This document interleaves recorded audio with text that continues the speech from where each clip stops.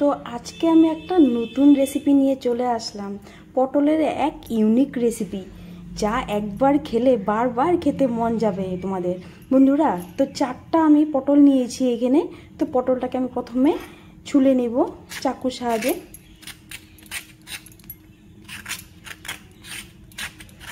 দুর্দান্ত এক রেসিপি, নিরামিষ দিনে তোমরা এই রেসিপি ট্রাই করে দেখো, খুবই দারুণ হয় খেতে। অজানা এক রেসিপি। তো বন্ধুরা, তো একটাই অনুরোধ রইল, তোমরা স্কিপ না করে পুরো ভিডিও দেখবে, আর অবশ্যই ভালো লাগলে একটা ছোট্ট করে কমেন্ট করে দেবে। তো পটলটাকে আমি এইভাবে ছুলে নিয়েছি চাকুর সাহায্যে। তো একটা পাত্রে জল নিয়েছি, পটলটাকে আমি একটু ধুয়ে নিব। তো পটলটাকে আমি এখন গ্রেটার সাহায্যে গ্রেট করে নেব প্রথমে। তো দেখতে থাকো আমার ভিডিও, পুরো না দেখলে বুঝতে পারবো না কি রেসিপি বানাতে চলছি আমি। তো পটলটাকে আমি এইভাবে গ্রেট করে নেব।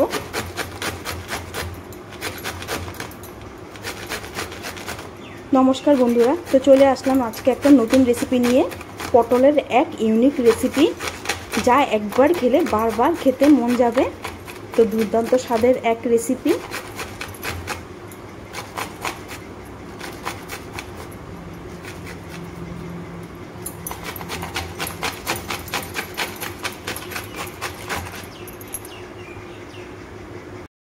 আমার পটলটা গ্রেট করে নিয়েছি দেখো, আর এখানে আমি এক টুকরা পনির নিয়েছি, এটাকে আমি গ্রেট করে নেব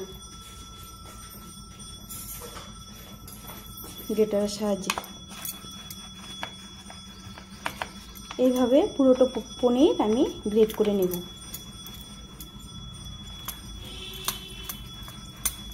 এই এক অজানা রেসিপি, তোমরা না দেখলে বুঝতে পারবে না, পুরো ভিডিও স্কিপ না করে দেখবে।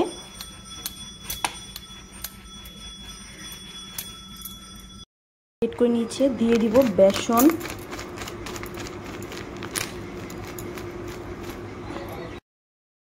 পরিমাণ অনুযায়ী নুন, হলুদ, জিরা, ধনে গুঁড়ো। তো সবগুলো উপকরণ আমি এখন একসাথে মাখবো। সাথে পনিরটাকেও আমি এভাবে মাখবো। তো এখানে আমি কোনো জল ব্যবহার করব না, পটলের যে একটা রস আছে ওটা দিয়েই এভাবে আমি সুন্দর করে মেখে নেব।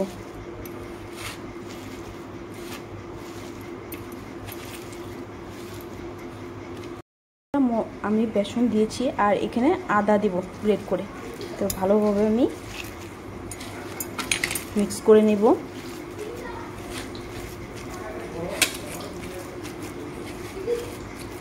তো হয়ে গেছে, এখানে আমি ছোট ছোট করে বল করে নেব। তেল দিয়েছি, তেলটা গরম হয়ে গেছে, দিয়ে দেব একে একে বড়াগুলো। তো প্রথমে স্টিমটাকে কমিয়ে আমি দিব।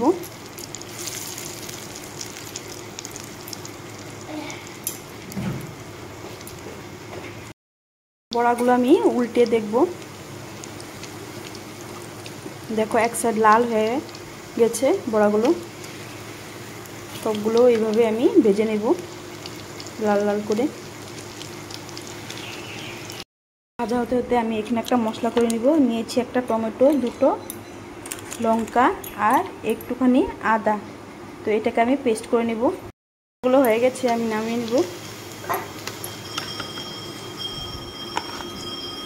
কড়াই বসে দিয়েছি তেল, আর দিয়ে দিব এখানে সাদা গোটা জিরে, আর দিয়ে দিব এখানে কেটে রেখেছি আলু দিব। আমি একটু লাল লাল করে ভেজে নিব। লাল করে ভেজে নিয়েছি।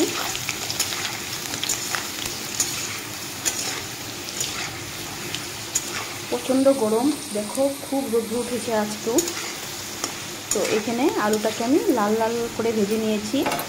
দিয়ে দিব টমেটো আর মরিচ আদা পেস্টটা। এখানে মশলা বাটিটা ধুয়েও একটু জল দিয়েছি। দিয়ে দিব পরিমাণ অনুযায়ী নুন, হলুদ গুঁড়ো, আর এখানে জিরার গুঁড়ো, জিরার গুঁড়ো 1 চামচ, ধনে গুঁড়ো 1 চামচ। তো মশলাটাকে আমি ভালোভাবে মিক্স করে কষিয়ে নেব।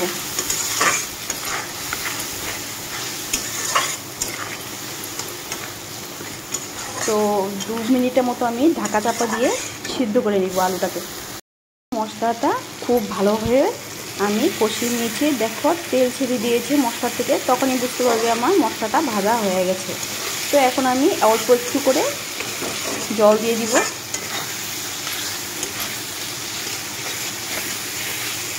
এখানে আমার আলুটাকেও সিদ্ধ হয়ে গেছে। তো অল্প একটু করে আমি জল দিয়ে দিব।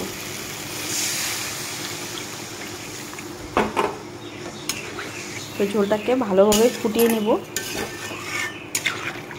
তো আমার রেসিপিটা যদি ভালো লাগে অবশ্যই কমেন্টে জানিও, আর লাইক শেয়ার সাবস্ক্রাইব করতে একদম ভুলো না। আমার এখন ভেজে রাখা বড়াগুলো দিয়ে দিলাম, আর এখানে দিয়ে দিব গরম মশলা